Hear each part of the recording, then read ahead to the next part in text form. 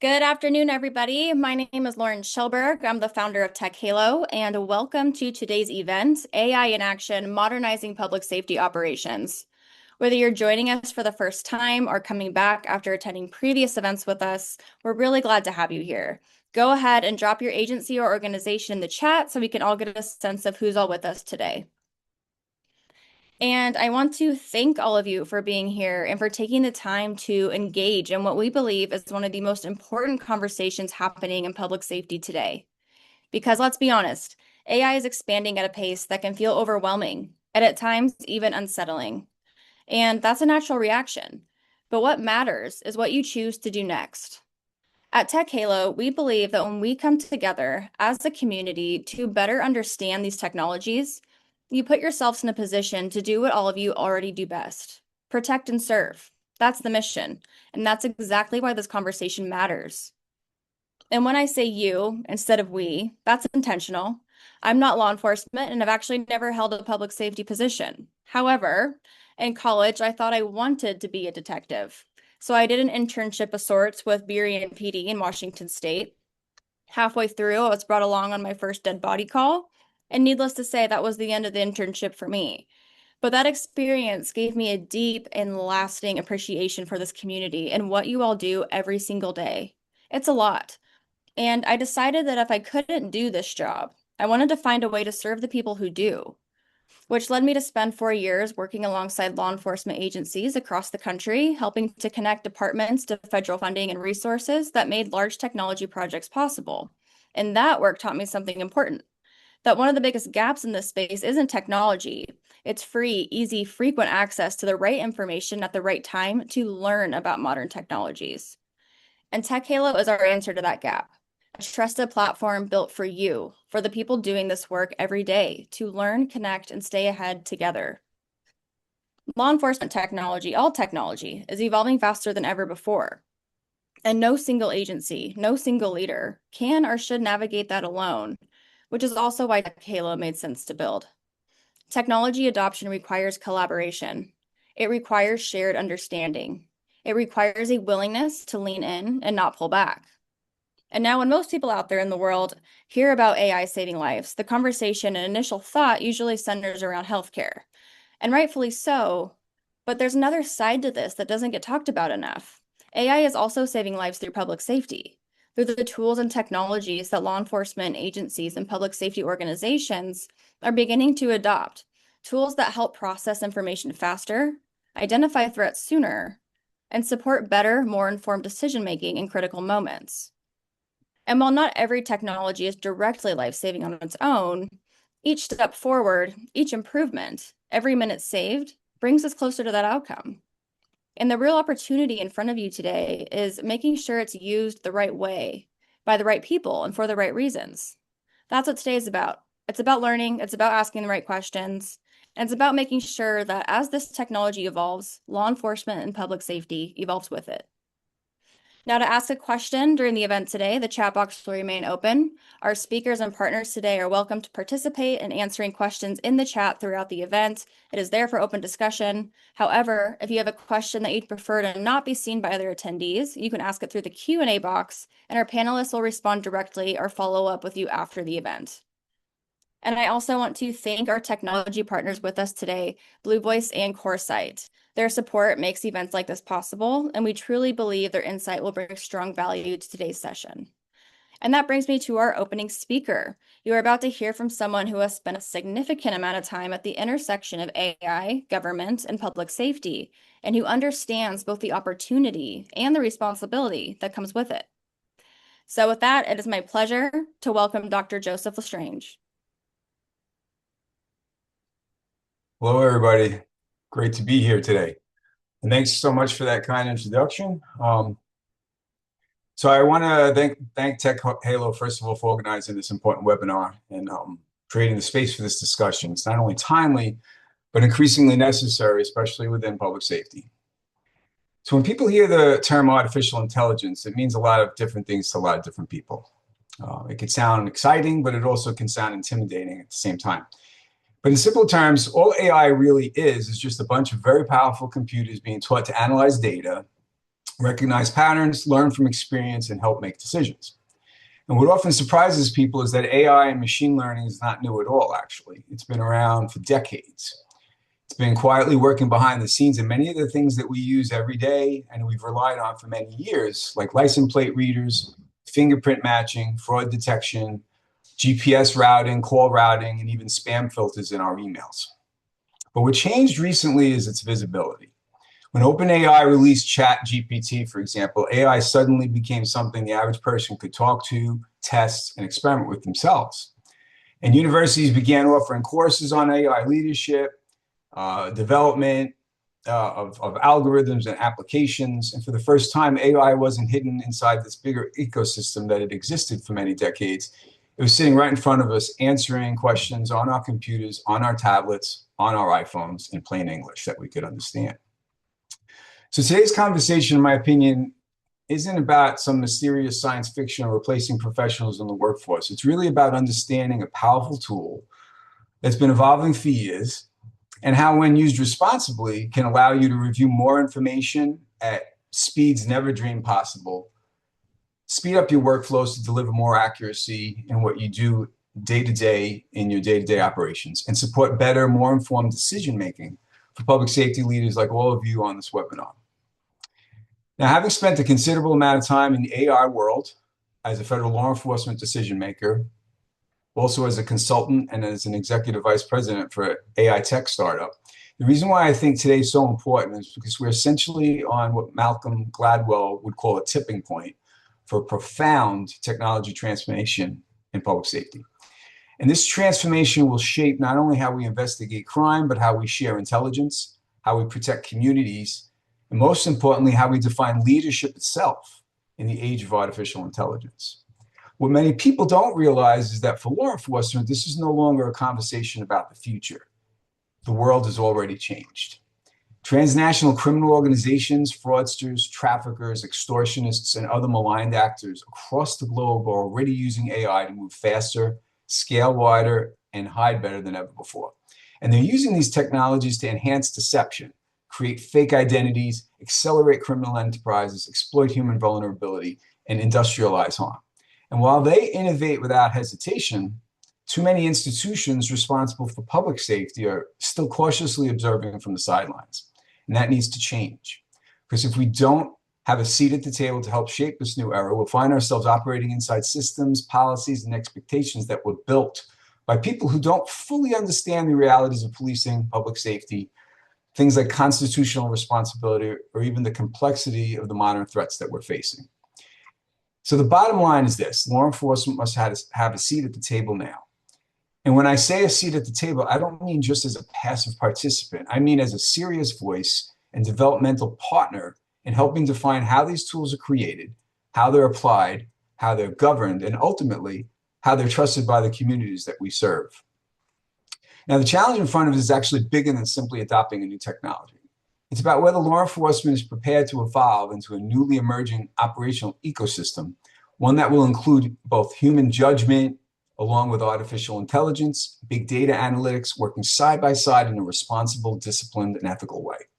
And the agencies that will thrive in this new era won't be the ones that just jump in without looking and blindly chase the technology. And they also won't be the ones that resist it. They'll be the ones that work together with vendors, define use cases, and learn how to fuse their human wisdom and experience with machine level, speed, and data-driven insights in a responsible way. That's the new frontier in public safety. And we also have to be honest with ourselves. In many respects, we're already falling far behind. In most cases, criminal enterprises are adapting faster than public institutions. Threat actors are learning faster than many police agencies, and the volume and the speed and the complexity of these emerging risks are growing way beyond our traditional methods, really way beyond our ability to handle them with our traditional methods. So the question is not whether AI will become part of the public safety environment. It already is. The real question I would challenge you to ask yourself today during this webinar is, are we ready as law enforcement leaders to recognize the urgency of this moment and respond with the clarity, the courage, and the strategic vision it demands? And that urgency can't come at the cost of principle. If we're going to bring AI into public safety organizations, we must do it with responsible governance.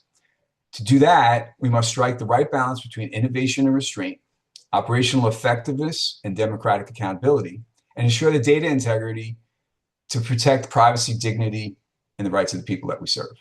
The reality is that police agencies and public trust in this new era will not survive unchecked in a deployment of AI, and it shouldn't. So we must build systems that are not only powerful, but lawful, transparent, defensible in court, most importantly, and worthy of public confidence. That's why this moment matters so much, because it isn't just a technology discussion, it's also a values discussion, and it's an agency readiness discussion. And most importantly, it's a leadership discussion. So as you listen to the presenters today and hear about these cutting edge technology innovations, I would encourage you to reflect on a few things. First, are we willing to adapt our thinking, our agencies, and our strategies quickly enough to meet the rapidly changing threat environment we're facing today? Second, are we willing to shape the future instead of merely reacting to it? Third, are we prepared to operate in a world where human thought, AI tools, and advanced analytics are no longer separate capabilities, but part of one interconnected ecosystem? Because that's the future of policing and public safety. We cannot afford complacency, but we can't afford silence either. And most importantly, we cannot afford to let the vendors define this space for us on their own and hope that what they come up with meets our requirements, while our adversaries exploiting it faster than we ever could respond. Law enforcement must begin that engagement now with vendors, academic institutions, think tanks, and professional associations. And to do this, law enforcement must also lead, because the future of public safety and AI is being written already. But if we act, we still have a chance to help write it wisely. So today, we'll be hearing from two companies that are working to help law enforcement better understand and apply AI technologies in practical ways. I would simply encourage everyone listening to approach these presentations with both openness and discipline, not with blind enthusiasm, but also not with the reflective skepticism that can sometimes be ingrained in our profession. This is a moment to ask thoughtful questions, to examine how these tools might strengthen public safety outcomes for your jurisdictions, and to consider whether they are built ethically and can be governed responsibly in your agencies in ways that align with operational realities, public trust, and the values we're sworn to protect. So with that, I'm grateful to be part of this discussion and to learn from the perspectives being shared here today. I'll turn it back over to our moderator, and I look forward to a couple of great presentations and great follow-up conversation. Thank you, Dr. Lestrange. That was exactly the kind of framing this conversation needed. I think what really stood out was the point that this is no longer a technology discussion you can hand off to someone else in your department. It's a leadership discussion. And the agencies that get this right won't be the ones that blindly chase technology, like Dr. Lestrange said, or the ones that resist it. They'll be the ones that engage thoughtfully and help shape how these tools are built and governed. And now moving from that bigger picture into what this actually looks like in practice leads us into our first technology for discussion, Blue Voice. Our next presenter is David Lawrence, CEO of Blue Voice.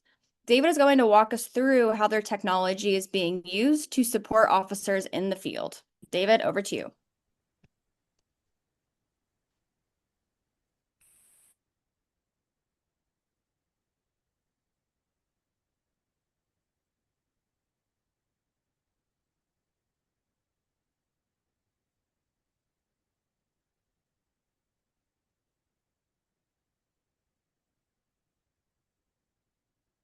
All right, good afternoon to everybody on the East Coast, and good morning to everybody in the rest of the country. Thank you so much for your time today. We will be brief and to the point. Blue Voice is a public safety AI assistant formed 3 years ago. We're proud and honored to work with 200 of the best and most dedicated agencies across 17 states, and we're honored to serve them. Delighted to share with you today our story and what we believe we can do for you. So this company was founded by retired law enforcement, by engineers from Google, and by folks from business and government like myself. We came together after a critical incident in Cambridge, and we asked, what can we do to help officers access critical information immediately in the field? We then built for patrol, and over time received many requests from agencies to solve additional challenges, and then built for command. Today, we will break down our technology for patrol, and then our technology for command. So whenever we meet a new agency, we ask, how do your officers access law in the field? The answer we hear most of the time today is that they Google it. When we first started our company, we often saw manuals like the one above, a 1,500-page policy manual. And now we see increasingly young officers go to Google and they ask questions about the law on Google. This poses some serious challenges, and I'd like to walk you through one example of that. On the left, we have a Google search conducted in the state of Massachusetts. And at the top of the Google result, we have an AI-generated summary that is pulling an answer from Reddit. Now, the officer asked, and this was a real question that was asked on Blue Voice. The officer, if they had asked in Google, would have gotten the wrong answer that would have resulted in a potentially a wrongful arrest and civil liability exposure for the officer and for the department. The officer asked, can I arrest for threat to commit a crime? Google's AI-generated answer, which pulls from anywhere on the internet, said yes. Now, in Blue Voice, which is a closed-loop system that only pulls answers from pre-approved resources, such as state laws and local ordinances and other documents you've approved and that either you've uploaded or we've uploaded on your behalf, Blue will only pull the answer from these approved resources. And as a result, when asked this same question, yields the correct answer. It indicates that in this state, in this geography, in this city, in this police department, gives a clean and clear answer that the officer needed, in fact, a arrest warrant in this situation, and that not having one exposed the officer and the agency to civil liability. In addition, this platform is anonymous. The officer's questions are anonymous. It is CJIS compliant, whereas using Google is often unlawfully disclosing CJI if the officer is typing in specific information. Same for ChatGPT. And Google and ChatGPT track that officer's identity, and those questions on Google and ChatGPT have shown up in court and will continue to do so. So what is Blue? Blue is a platform, as you can see above me, that consolidates all information into one stop for your officers. We maintain state laws and local ordinances. Your department can add all sorts of things from operational plans to gate codes to fillable forms that can be filled out right on the app to school maps. We have a partnership with CRG. We pull in their school maps. We have a partnership. The name of the app to the question, the comment is Blue Voice, bluevoice.io. Thank you for the question. We will integrate with your policy platform and pull the policy into the application as well. Then officers can ask a direct question. We'll show a video demonstration of this. The officer can ask a full question, just like they would to another officer or to a sergeant. Instead of just a keyword result where you only pull up results that match exactly, Blue Voice understands a full sentence, just like you were asking a question to Google or ChatGPT, except that it's only going to pull from resources in this closed loop environment that are pre-approved.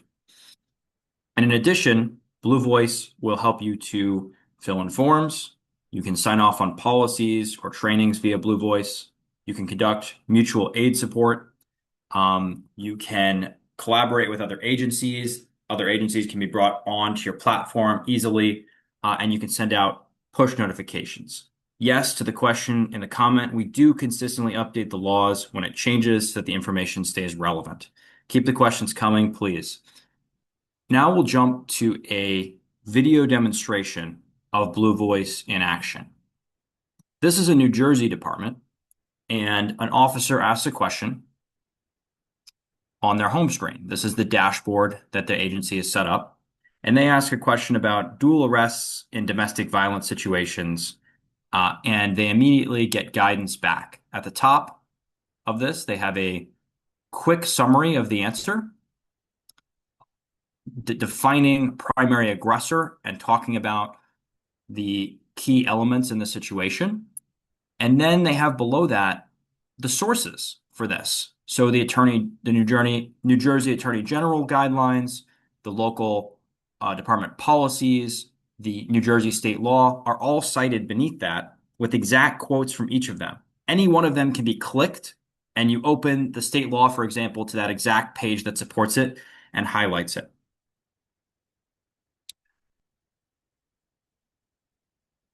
There is also a file section where officers can access forms and fill them out in the field. So if your forms aren't fillable yet, we can make them fillable for you. Once they're in the application, your officers can access them on phones, computers, cruisers, can fill them in, and can collect an electronic signature and then send them to wherever they need to go. And I'll pause here just because earlier in this webinar, there was a comment about arriving on scene and being shown a dead body. And this was, in fact, the inspiration for us to build this feature. A department told us they wanted mobile forms to be able to be fillable for a situation like that. And they took me to the scene and they showed me and they said, in this hoarder house, there's no space to be able to fill out this form on a wall, with a piece of paper. Can we please have this electronically fillable? And so we did. And as with many of the features we've developed at Blue Voice, it's a response to what agencies ask for. Rolling forward, we're going to demonstrate a similar requested feature. Officers need to be able to access school maps immediately on their phones, not just have them on their CAD back at in the station, but be able to quickly pull up a school map, zoom in like we just did here. And that's why we have the ability for you to upload a school map. We'll help you label it. The officer just says the name of the school and pulls it up. Additionally, information can be segmented here by unit. So you can have different information for command staff, for investigations. Each can have their own dashboard that can be password protected. Yes, to answer some questions that have come up, yes, the queries are used to continue to improve the results, including teaching Blue how to understand police jargon. Yes, if you have Lexipol or Power DMS, we can pull in your policies directly into Blue Voice. And that way you can search directly across them.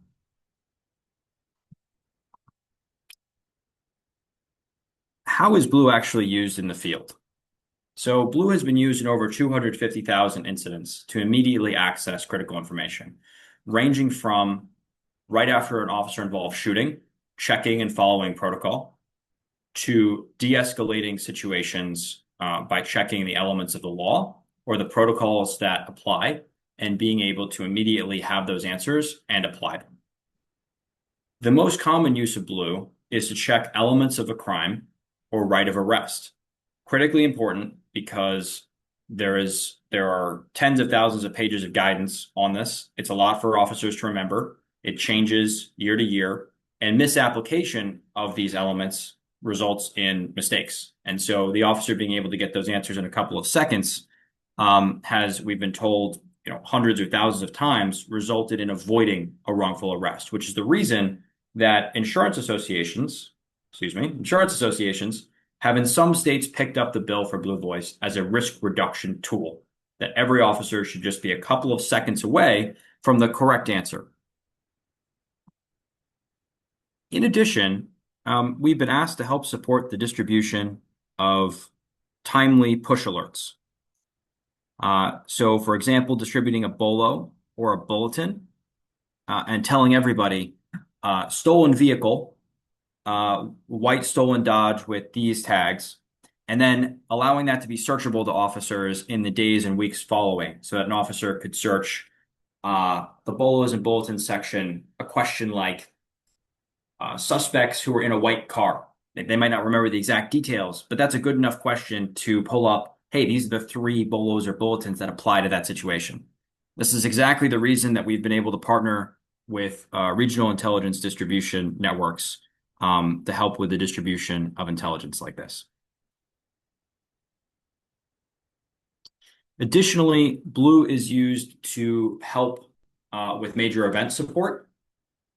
Your agency can bring on board in an unlimited manner other surrounding agencies. You simply invite all their officers to the platform. uploading a list of their emails. They're immediately invited. They then have access to the dashboard for the operations plan, for your local ordinances, for whatever you would like them to see. And your agencies can be on the same page for a major event. We've supported events like the Boston Marathon. And doing this allows everybody to ask questions like, what is the rally point for missing children? Immediate answer. What is the perimeter needed for a bomb threat? Immediate answer. What is the radio channel for this? Whatever the question might be, the officers can ask it and everybody's on the same page. You also can send out push notifications to everybody at that event, so everybody gets the same guidance immediately. Now, I think in public safety, I've heard enough from chiefs about 20-month RMS or CAD rollouts. We're the opposite. We roll out in 1 week. It's truly as easy as having the list of emails of the officers in your department. We have the state laws, the local ordinances up to date and ready to roll out. And your agency can continue to add resources as we go. We'll do roll call trainings and we'll work with you to get it rolled out smoothly within a week. Key question that we've gotten since the beginning is, how do we handle the data? Officers are asking questions on Blue. The first thing is that no information is stored on the phone. So Blue Voice does not make your phone discoverable. The questions are not stored on the phone itself. They are stored in the cloud. Second, unlike Google or GPT, the questions asked are anonymous. And this is something that we worked with unions on, that we worked with the former chair, the last year's chair of the IACP legal section on, Eric Getz-Tepenis, to develop a clear privacy protocol for officers' questions. So if someone were to come to us and ask, had officer so-and-so asked a specific question on this date, our answer is simply that we know the agency asked 200 questions that week. We don't have any specifics on which officer asked which question because we don't track that and we don't store that. Third, we will share with the agency anonymized training reports on the most frequent topics. So for example, these are the highest liability and highest frequency topics that have been asked about by your officers this past quarter, so that you can use that for training. All right, so that was Blue for patrol. I'm going to move now into Blue for command. So first of all, most agencies, someone in the agency is now using ChatGPT. And sometimes agencies have policies on this. Sometimes they don't. But it's now the world we live in. ChatGPT has its uses. But it's important to understand that uploading private information, agency information, CJIS information to GPT, such as uploading a report to GPT, constitutes an unlawful disclosure of CJI, according to legal guidance that's been issued to chiefs. And so this is a real compliance risk, and it's going to start to come up more and more in court cases, et cetera. Hearing this, we built a CJIS compliant closed loop AI similar to GPT with access to your Blue Voice documents. Now, this is the for command staff module. It's been used to help command staff to create policies, to analyze patterns across reports, such as identifying and reviewing issues in use of force application across reports, doing so across pursuits, domestic violence cases. This is a broad use tool. It can be used for many, many applications, including helping with accreditation proofs, helping with operations plans, press releases, and dozens of other categories of information. To quote a lieutenant who recently used it, he wrote a policy on their highest risk area, chemical spills in 1 hour that would have taken him 20 to 25 hours, and he thinks it's the best policy they've ever written. So this is meant as a tool to help assist command staff in their obligations. We also built a redaction tool. So I like to ask chiefs, how is your department redacting information? How long does it take to turn around a public information request? The typical answer that we hear is that redaction is manually done line by line. And the solution that we have created is to upload the document and to select what information you require to be redacted, or just to follow your state's public information redaction protocols. We will automatically redact all of that information. And in doing that, you'll then have a saved 80 to 90% of your time. And you can then make small edits yourself, whether you want to redact additional information or unredact additional information before you finalize it and save it and lock those redactions in. So to summarize, there's Blue Voice platform for patrol, which is the body of what we covered. And then there is a separate workspace for command staff to assist them in their command staff duties. And there is a redaction tool. In summation, Blue was built to help manage risk for agencies. It's become the go-to way for 200 agencies across 17 states to access critical information in the field. And we built out a variety of other features at departments' requests. I see a question on cost. Cost is by agency size. It's an annual software subscription. It's by the bucket of number of officers that you fall into. So, if you have a 15 officer department, it's about $5,000. If you have a 35 officer department, it's about $7,500. And that scales up. So as your agency size increases, the cost of the platform increases as well. And I would be delighted to answer any questions. So to the folks facilitating today's wonderful webinar, please let me know the best way for us to do that.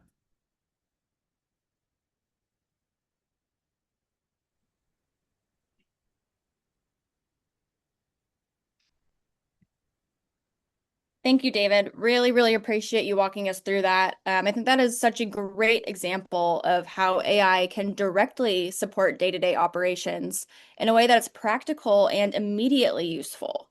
And as David said, we did get a lot of questions today, and we'll make sure that all of your questions are answered post-event. Our speakers will follow up with you to make sure all of your questions are answered. And now we're going to shift into another application of AI, this time focused on real-time awareness and how agencies are leveraging it in the field. We'll start with Shai Poleg, North America Director at Corsight, where he oversees strategic initiatives across law enforcement, major realtors, and large-scale venues. Shai is going to give us a quick overview of the technology, and then we'll hear directly from one of their users who will share how this is actually being implemented on the ground. Shai, I'll turn it over to you. Thank you very much, Lauren, and thank you everyone for the opportunity to present today. As Lauren mentioned, Shai Poleg, I'm with Corsight. So Corsight is a face intelligence solution. We work with different government and law enforcement agencies around the world. And basically what we do is we enable real-time and post-event identification of known threats, individuals across different feeds, whether it's real-time or after the event and investigations. Most of our customers have different environments, and basically we enable the recognition there, whether it's in extreme angles. As we know, CCTVs are mounted high, and the known offenders or terrorists do not walk up and want to be recognized, as we're familiar with access control or the airport use cases. They're in motion, there are different weather and light conditions, and that's kind of where we excel. Of course, there are different masks and coverings that they use. So whenever we work with these kind of organizations, there are different use cases. The first one is basically to protect the vulnerable. We help the agencies maintain the community safe, prevent terrorism, secure different public spaces, disrupt organized crime, whether it's retail or normal organized crime, and of course, we enable efficiency inside the agency. So we wanted to share a couple of examples today. Here, what we can see is an organized test that we were a part of. And basically, you can see number 51. This is his reference image. And this is the crop from the video, the feed of the CCTV that we've been able to recognize. So you can see the face is very blurry. It is covered. There is a very tiny fraction of the face that, based on it, we're able to recognize. And same goes for the bottom picture. So this is just an example to show you how we're able to recognize and what we mean when we say real world conditions. So besides the mask and the ability to work in very, very extreme conditions, we're also able to work in quite the distance. So it's around 150 feet, but it really depends on the resolution of the camera and the distance. But it basically means that you're able to work with your existing environment. It's not like you have to move cameras around to fit this kind of technology. There are tweaking that might be done, but we're still able to leverage currently the cameras that you're using. Same goes, by the way, for videos for post-event investigations. So the latest benchmark that we had was 60 times faster than the original duration of the recording. So imagine you have hours and hours in footage. You're able to take it and extract all the faces and facilitate the forensic analysis, save very, very valuable hours of the operators. I will also mention that in terms of the databases, we don't provide anything, so our platform is clean. So our customers use whichever databases of persons of interest, of POIs they have access to. We don't scrape the web and provide data, and we don't have access to the processing. So that is another thing that I wanted to share. In terms of the different ranges, right? Cameras are able, usually in covering this kind of frame, most solutions are able to kind of focus and recognize in this very, very kind of limited range, while Corsight is able to cover in this range, basically enabling the recognition and analysis of known offenders in a wider range. So here we wanted to share a short example of how it looks, how the technology looks, and you're able to see a match of individuals, again, with the coverings that we mentioned, whether it's helmets, sunglasses, a green detection, a green bounding box meaning the detection, a blue is the recognition, it's a match. And you're able to see here also how we're able to recognize. Yeah, in terms of, in general, again, we're enabling customers to take passive cameras or passive footage and help the operators alert on different risks and threats that are out there. And we do it with privacy in mind. I can share about that later. Yeah, I wanted to thank you very much, and I'm gonna hand it over back to Lauren.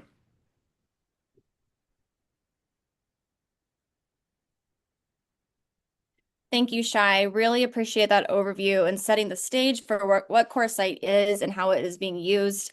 And now we are going to hear from Miriam Glisson, who is the Senior Operational Planner of the Behavioral Services Division with the Palm Beach County Sheriff's Office in West Palm Beach, Florida. Miriam is going to walk us through how they're using this technology in their agency and what it looks like in practice. Over to you, Miriam. Hi, and good afternoon, everyone. Thank you so much, Lauren, for the introduction. Let me start. Hang on one second. I apologize.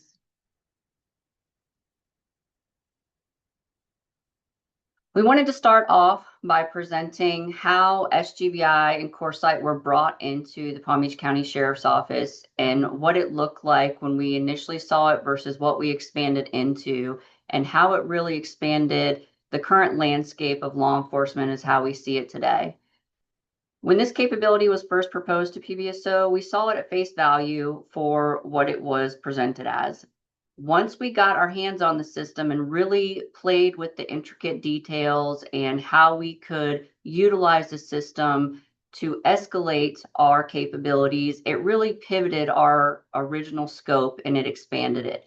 We really got the understanding of how this capability really was limitless to what we could put into the system. We like the fact that this system is a closed system. We own the servers as the agency, and we put our data sets into it. So anything from a FIR, anything with a bulletin, any known offenders that come into your jail management system, you can import all of these entities into the system as potential persons of interest.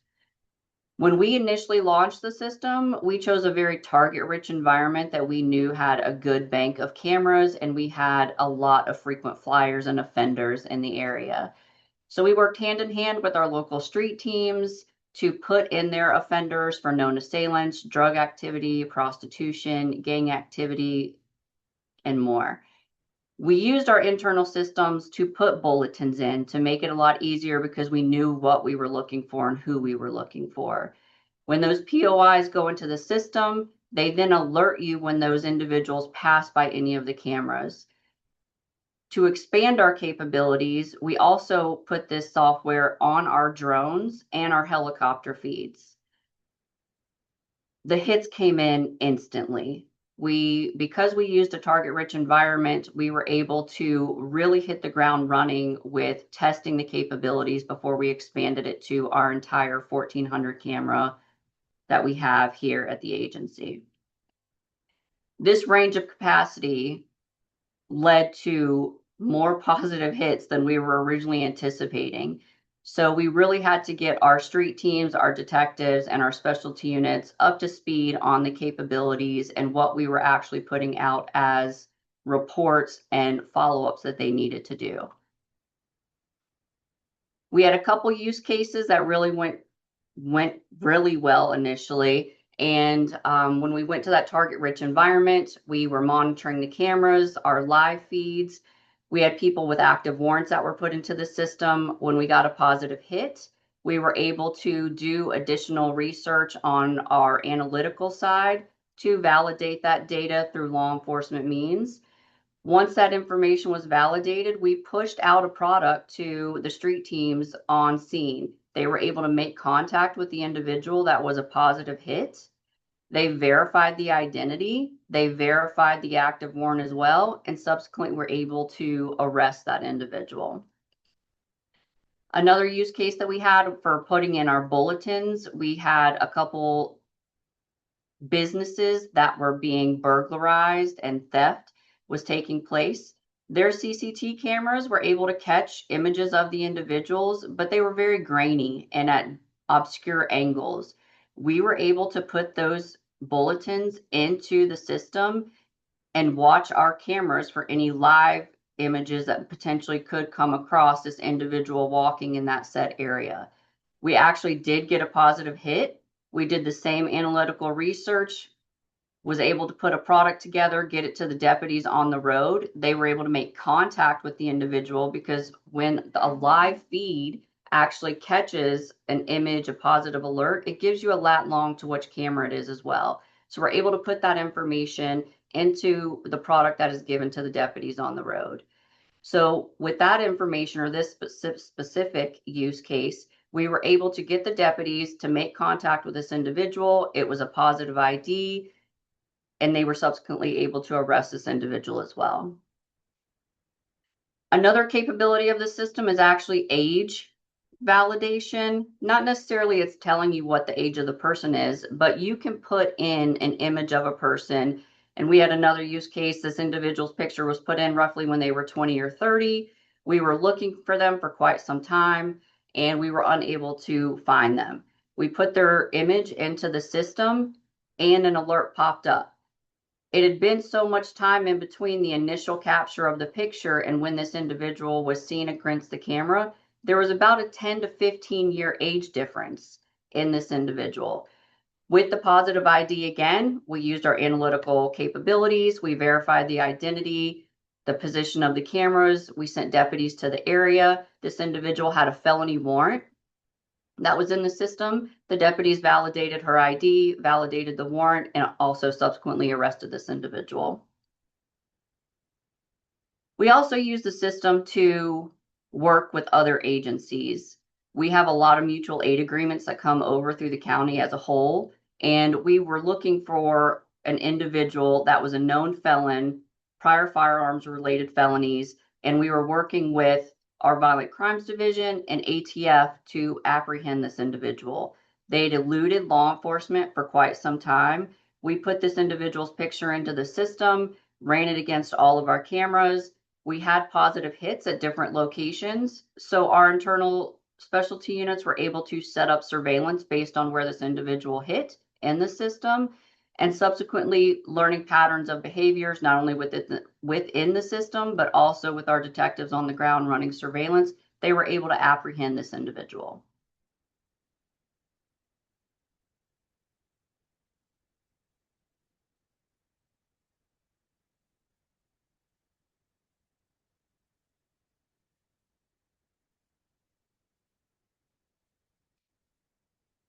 I appreciate everyone's time today. I'm going to try to look through the questions really quick. Let's see. How did you validate Corsight was one of the questions. So the positive ID is all of our internal images. So our bulletins, we use other law enforcement resources for faces as well. David, our other capabilities that we have in-house that we query analytical capabilities through, and then we put that product out. We use it as a pointer system for law enforcement to make contact with individuals and validate that data on site as well.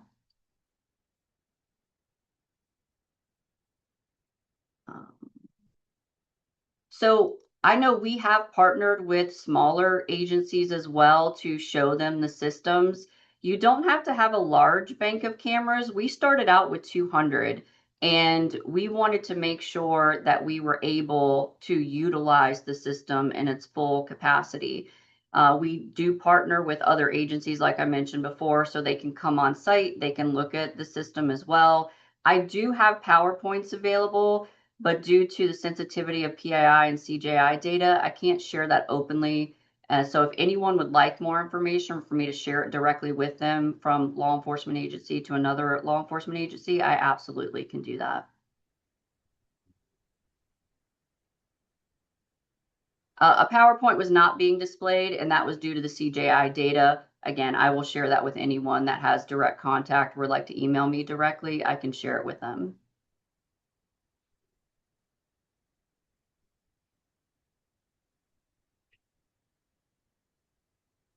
Lauren, I don't see any other questions on the screen, so I will turn it back over to you. Thanks, Miriam. Really appreciate you sharing that perspective and walking us through how Corsight technology is being used. And thank you again to the Corsight team and the Blue Voice team for being a part of today's discussion and giving us a look at how these incredible technologies are supporting real-time awareness and decision-making in the field. And we encourage the audience to reach out to both Blue Voice and Corsight after the event to continue the conversation. And that wraps up our technology presentations for today. But before we hand it over to our closing speaker, Dr. Lestrange will share some final thoughts on what we've covered today. Over to you, Doctor. Hey, great presentations, by the way. I think we learned a lot, and I think they're definitely valuable tools. What I like about both companies is how they're able to operate within a closed system.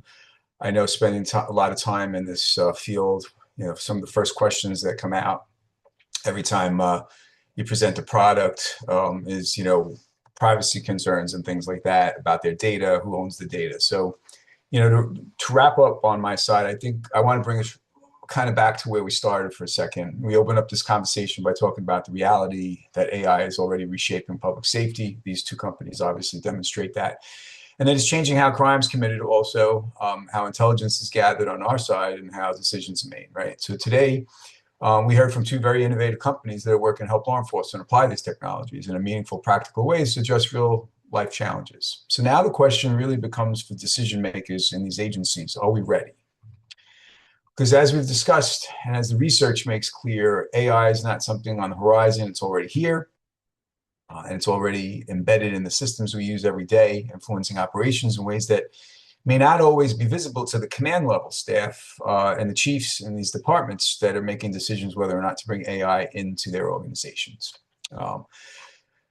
So, that reinforces my prior point that public safety leaders in general, this is no longer just a technology conversation that you could pass off to the gadget guy in your department or the tech guru or the IT gal and in the IT department. It's really a leadership responsibility. And leaders of the future, as well as current leaders that are transitioning their commands to the future leaders of police agencies, are going to have this in their toolbox as far as being prepared and really knowing how to make their organizations ready to embrace and accept and deploy AI-related tools.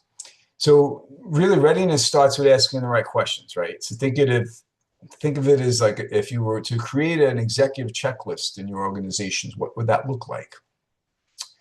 And I would start with saying, like, do we know what AI products are already being used in our agency, right? That's like the first most practical question. Do we know how to properly screen vendors when considering new AI products, right? Do we know what happens to our data when we use AI? Are we giving our data away? Are they copying our data? Are we retaining our data? Are we protecting our data by using these tools? Do we understand how to protect ourselves from unexpected cost escalations in our contracts, right? Do we know what to look for in those situations? And do we have clear policies that define how AI is used currently or will be used in a future endeavor, right? And then the question about leadership becomes, is there real executive oversight and accountability built into our AI workflows in our agencies, or do we just address things when they happen, when things go wrong and put out the fire, right? And are we addressing the legal implications, right? Like, especially when we're talking about decisions that we're making based on use of an AI tool that will make to arrest somebody, detain them, or seize evidence from somebody, right? And do we understand validation and data governance as a whole, and whether our people are being trained to use these tools, and not only to protect the public from them being misused, but protect our people from making a mistake because we didn't train them properly, that turns into a situation for them as well. Because if we can't, and then probably the most important thing is, can we explain all of this clearly to our officers, to our prosecutors, and in the courtroom during a legal proceeding, right? And eventually we will have to face the communities we serve as well, so that the chief isn't getting blasted at a town hall 24/7 when a little transparency in the front end about what we were intending to do might save a lot of problems down the road, right? Because if we can't explain it, we can't defend it. If we can't defend it, we certainly can't build trust around it. And that's why this moment matters so much to be thoughtful. AI governance is no longer just an IT function, it's a command responsibility. And leadership in the space doesn't require technical expertise per se, but it does require engagement, discipline, and the willingness to ask the hard questions before, not after, these systems are put into place in our organizations. I could think back to my time at DHS, where we as a department jumped a little too soon on the facial recognition stuff, and it became a huge scandal. And the result of that is that we weren't allowed to use it. There was a moratorium on it for many, many years until these technologies worked their way out. And we're had as a department, we've been a little more thoughtful about our approach and understanding the governance side better. We would have been able to use it a lot longer to catch the bad guys, right? I saw somebody made a comment, well, it's all about catching the bad guys. But if all of a sudden a court says, well, you're not allowed to use the tool anymore because you screwed up, right? Then we're not catching the bad guys, right? So we have to really be thoughtful about this. If leadership doesn't define those guardrails, somebody else will for us. That's essentially the lesson to be learned, right? Whether that's the politicians or the courts. And that's where the risk really lies. So as we begin to wrap up today, I would just offer one last comment that we know that AI will shape the future of policing, but it will not determine it. Our leadership will. So thank you all again for being part of this discussion. I appreciate your time, your engagement, and commitment to getting this right. Thank you, Dr. Lestrange, for those very important closing thoughts on what we've learned today. And to close us out, we'll be hearing from Fred Harran for some final thoughts and perspective. Fred is the retired sheriff of Bucks County, Pennsylvania, and former chief of police of Bensalem Township, Pennsylvania. Fred now works with TechHalo to bring his firsthand experience to our audience, helping ensure that everything we produce and everything we present is grounded in what law enforcement and public safety actually needs, so that the right information is always reaching the right people. Fred, the floor is yours. Thank you, Lauren. What a great presentation by the two individuals, and of course the doctor and everybody else who spoke today.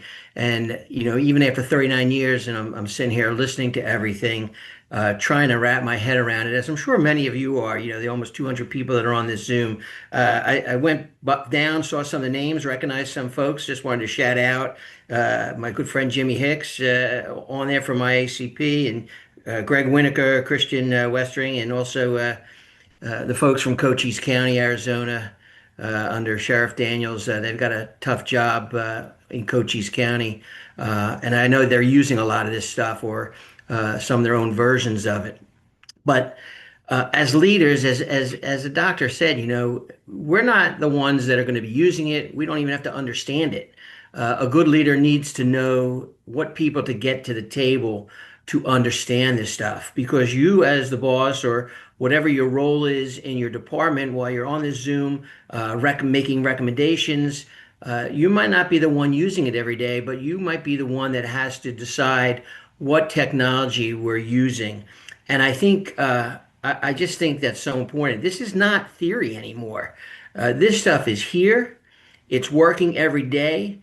And we have to stay ahead of it. We know the bad guys. As someone said, our job is to catch the bad guys. Our job is also to prevent the crime. And much of this stuff will do this by giving us the upper edge. Look what's happening. Just this week, Colorado's about to pass some legislation requiring social media to act on search warrants within 72 hours. We know, the bad guys are on social media. They're using the technology against us, and we have to stay ahead of this. And the two companies, the two products we talked about and we heard today are doing that. We're doing it, they're doing it, and they're thinking of everything that we've been thinking of and putting it into real life and making it happen. We've got to, as leaders, we got to know the right questions to ask and the right people to bring to the table. Let me just tell you a story. I'm going to go back to IACP conference. I guess it was 2016. I'm not sure where they were, but I was walking the vendor booth area, and there's a lot of stuff there. I really don't spend a lot of time there because it's very overwhelming, and there's only so many free pens I need.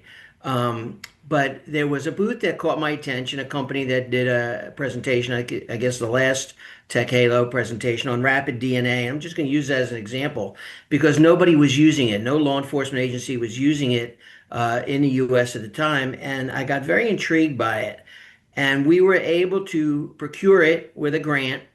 This technology, it was, 6 digits. And I'll come back to the 6 digits in a minute. It was well over 6 digits. And what it did was it was enabled us to test DNA within 90 minutes. And we procured it late 2016, early 2017. And then in 2017, March, President Trump signed the Rapid DNA Act. And in July of 2017, we had a quadruple homicide that we used this in.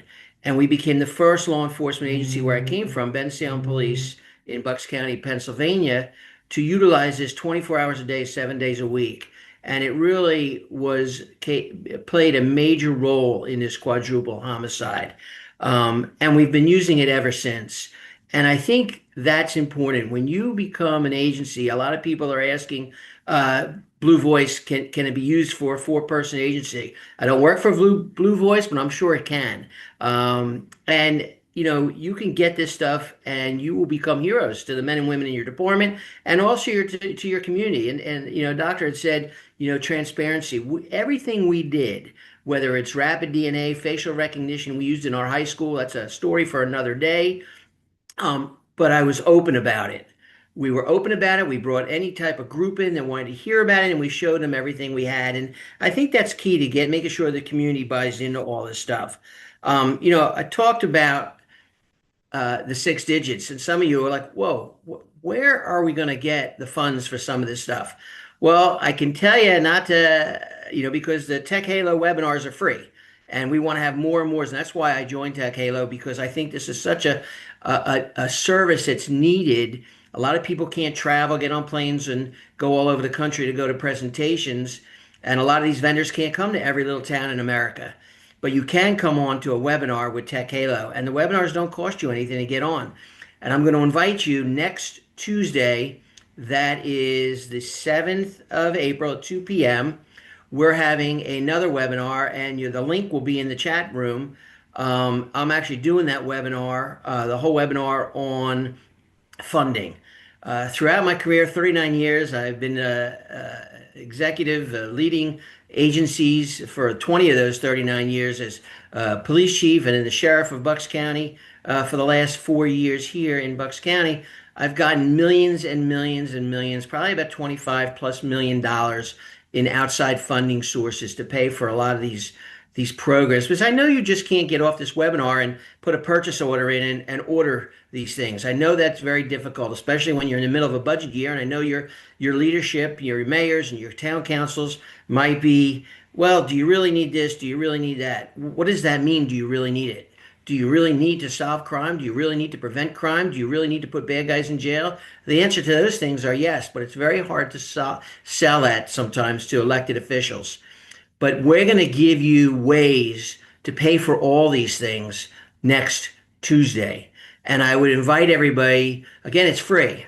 I think it's an hour, hour and a half webinar, and it's going to be pretty darn good. And we're going to give you everything from GoFundMe pages. I'm joking. I'm not recommending GoFundMe pages, although we've actually talked about that here in Bucks County for a couple of issues, to federal grants in the millions of dollars and everything in between. Grants for $5,000, $1,000 to $1 million. And I'm going to point you to all this money throughout the United States. And this is what I've done for the last 20 years. In my 39-year career, done a lot of grant stuff. So we're gonna give you that, and that's next week. That's the 7th. Then, so what is Tech? I'm going to come to the then in a minute because I think that's really cool. We got coming up April 28th. TechHalo brings you education, brings you the ability to share information, the learning. And brings you the ability to bring a service to your community more than what you're doing. And I think you're going to be very excited with the upcoming webinars. Speaking of that, we have a webinar scheduled. Well, not scheduled, it's locked in for April 28th. Not sure of the time, but you can get on our TechHalo site and find out the time.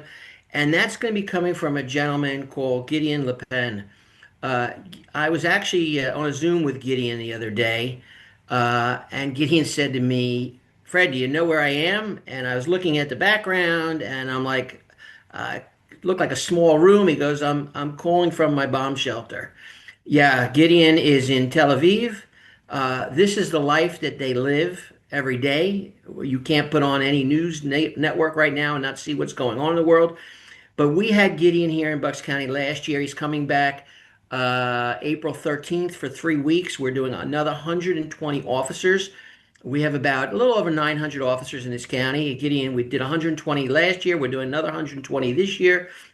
And he is responding to incidences the Israeli way. They live this every day. This is not something they go to training for and they just have to, they actually practice and they not practice. This is their life. The man was Zooming from a bomb shelter. None of us on this Zoom can even comprehend what that means. Zooming and being in a bomb shelter. Gideon and his crew are retired and some active IDF, Shabbat, and Mossad. This is Israeli intelligence, Israeli Secret Service, Special Forces, and IDF obviously is the Israeli Defense Force. These guys are the real deal. And Gideon is going to do a presentation for us on the responding to incidences the Israelis way. He's going to talk about October 7th. It took the Israelis 11 to 12 hours to mobilize, and this is what they specialize in. So please, this is going to be very exciting, very informative. And I know Gideon's going to be sharing videos also on this and is the inside baseball on what's going on. And you're going to learn a lot. And hopefully you can bring Gideon to your community as well. He can't do the teaching on a webinar, but there's a lot of grant money. We're going to talk about that next week to bring Gideon to town as well. Very excited, TechHalo. Very excited what's coming up. Come back next Tuesday for the funding. I promise you, you will not be disappointed. And April 28th. So thank you for letting me share that time with you. Now back to Lauren. Hi, everybody. Oh, First, I'm I sorry. would like to thank Sheriff Harran and Lauren for allowing me to take part in this upcoming webinar on the 28th of April, and giving me the opportunity to share my thoughts and some experience with you. My name is Gideon Lapin. I'm the founder and CEO of Total Security International. We specialize in combat security training, in counter-terror training the Israeli way, in which we try to bring our experience, expertise, DNA, striving for engagement, and proactive approach with a single fighter doctrine methods, because in every combat situation, usually there is someone first to arrive, as in a school, and he is the Army Chief of Staff. He is a single fighter. What I'll talk about in this coming webinar, with few practical insight of real-world scenarios, the current changes and threats in the world, especially in the USA, about the rise by extreme terrorism and how we should be better prepared and ready to respond. And again, thank you, Lauren and Fran, for giving me this opportunity to join this webinar, and I hope to see you soon. All right, everybody, that wraps up our event for today. We hope that you'll join us for our upcoming sessions. Our funding event with Fred will also be joined by Congressman Brian Fitzpatrick on April 7th, and our training event with Gideon and Total Security National on April 28th. Today's event has been recorded and will be available on our website and YouTube channel by the end of this week. And a huge thank you again to Blue Voice and Corsight for making today possible. Please don't hesitate to reach out to any of the speakers today. We are always here to continue the conversation and answer any additional questions that you have. We hope to see you all at a future event with us, and thank you so much for being here today. Have a great day, everybody.